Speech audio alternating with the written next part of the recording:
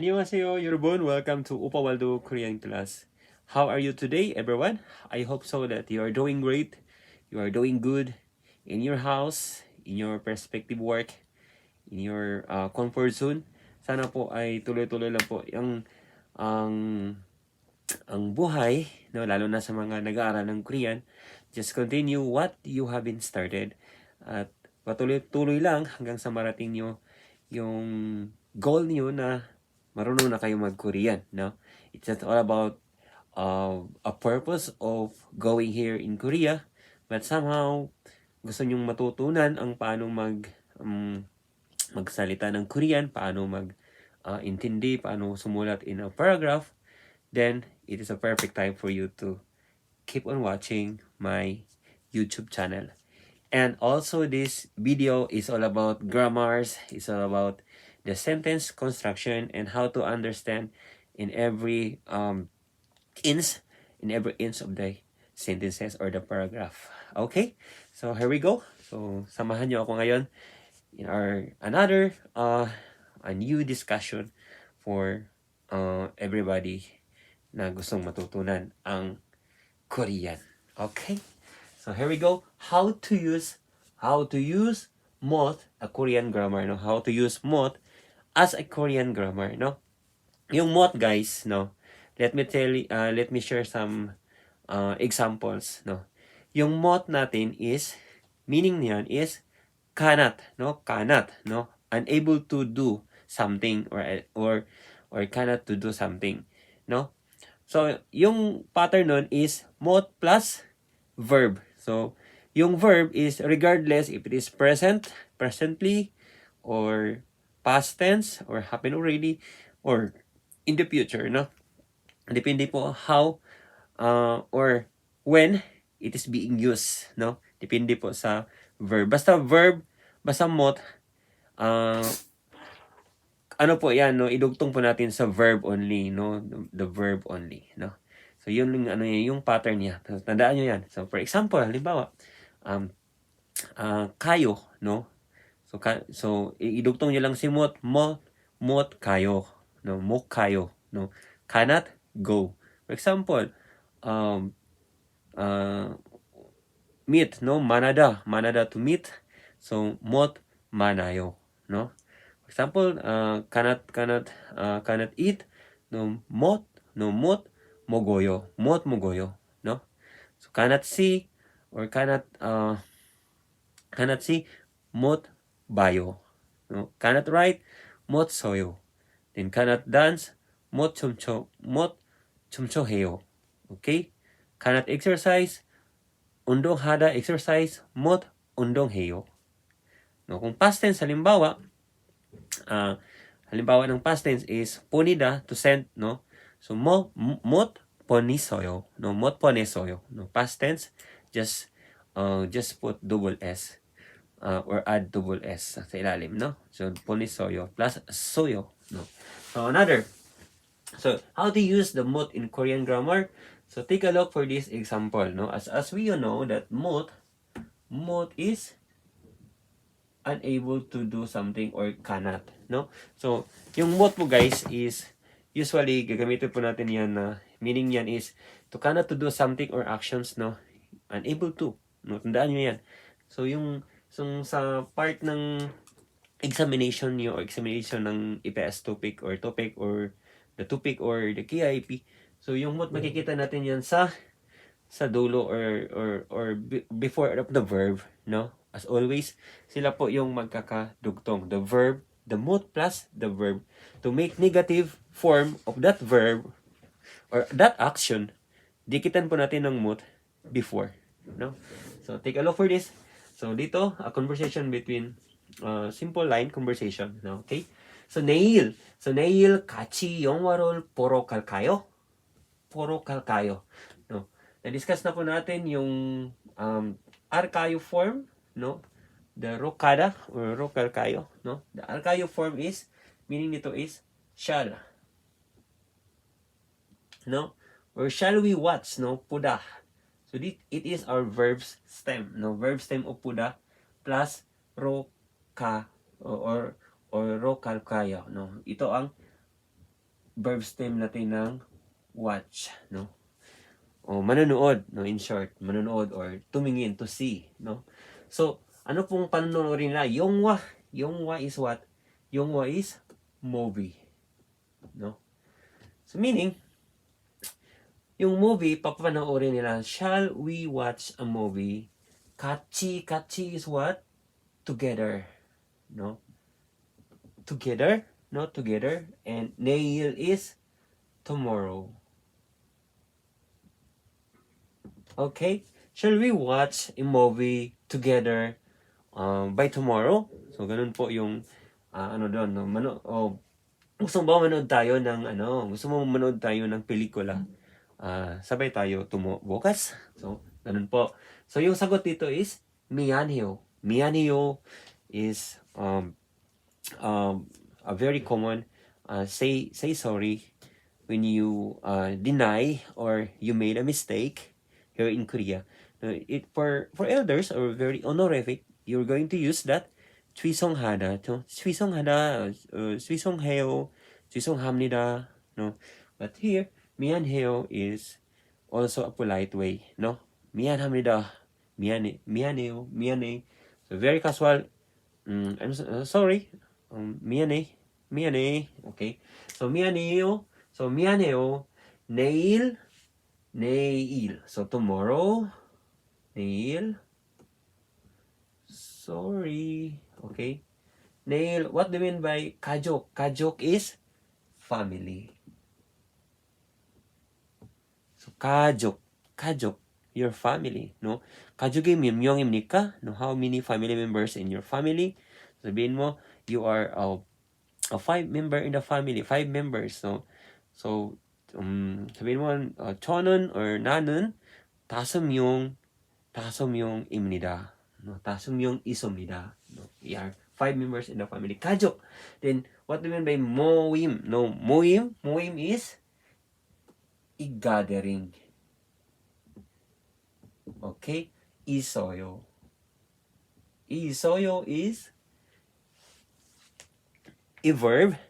있다 meaning there is. No? Kabaliktad dito is 없다, 없어요. Okay? So, sorry. So, ito po, 미안해요. 내일 가족이 모임이 있어요. So sorry, there is a family gathering tomorrow. So sorry, mayroon pong family or mayroon pong pagtitipon sa pamilya bukas. So kureso is conjunction. So ito na yung mot. Okay? Mot kayo. Mot is cannot. Kayo is go. Okay? So I cannot go. Oh, I'm sorry. I cannot go tomorrow because there is a family gathering. Okay? Or sorry, there is a family gathering tomorrow. So, 그래서 못 가요. 못 가요, I cannot go. Okay? Yan yung pong purpose ng Korean grammar natin na mot. Idikit po natin before of the verb, no? So, yung verb na is nakadepende kung that will be a presently nangyayari or nangyayari na kahapon, tapos na, or mangyayari pa lamang bukas. Okay? Depende po. Okay? So, sana po na-gets niyo yung yung purpose ng mot, no? So, 못해요, 못해, no? 말 못해, no? Cannot speak English, no? 말 못해, cannot speak English, no? Or 일 못해, cannot do to the work, or walang alam sa trabaho, ganun po, no? So, basahin po natin para mas maano natin, no? Para ma-refresh natin yung yung topic ng conversation nila. So, okay. 내일 같이 영화를 보러 갈까요? 미안해요. 내일 가족이 모임이 있어요. 그래서 못 가요. Okay? So, ganun po, guys. No. Another example, no? Take a look for this. No? So, yeah, 비가 너무 많이 왔어요. 그래서 학교에 못 갔어요. Okay, it's happened. It is already happened. So, meaning, past tense po yung nakikita natin dyan.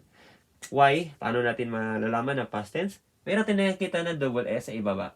Ito, yan yung mga palatandaan, no? Yung mga double S na yan, that can be considered as a past tense or a past tense form of the verb ang ginagamit. Okay? So, here we go. So, piga, no mo money was soyo. P is what? P is rain. Okay? No mo is a lot or very, no? Or sorry, ito po yung a lot. No? It is no mo is very or more. Money is a lot. Wasoyo is came. Okay? So, ganun po siya, guys. Ganun po. So, ito po, guys, is very literal yung mga meaning na nilagay natin. But somehow, the meaning for that is, it rained too much. The meaning, no mo is a very extremely expressing emotions, ano, about what? About money. No, money is a lot. No, meaning of extreme a lot, or meaning ito po yan ay too much, no? It rain, no, meaning rain, it rain too much, no? Hindi po natin sabihin na a lot of rain came, no? Or there is a very heavy rain, no? In short, napakalakas ng ulan, no? Piga no mo mani wassoyo, no? So, nangyari na siya. So, kureso, so, hakyo is school. Ano po yung A? Isa place, particle. Okay. Then, mot, ito po yung ano natin, grammar na mot. Mot is cannot. Cannot, kasoyo is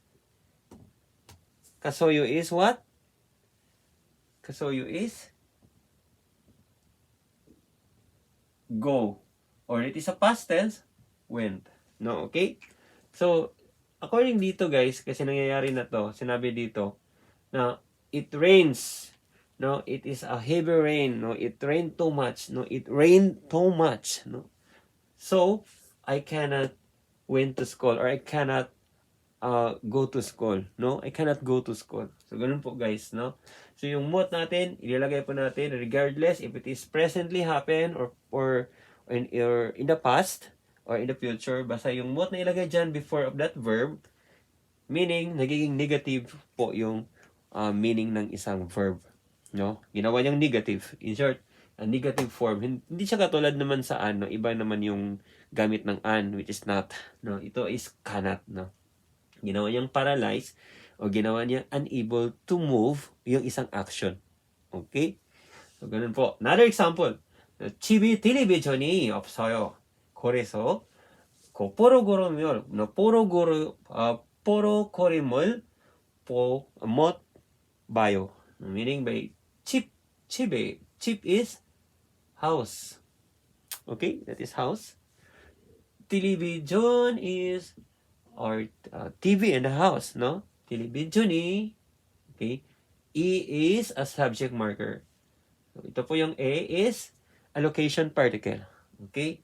없어요 meaning there is no TV at home. 그래서 so ku is what? That, no? Ku is that, E is this, program is program, no? English na sinulat diretso in Korean. No, marami pong ganyan din dito, no? So,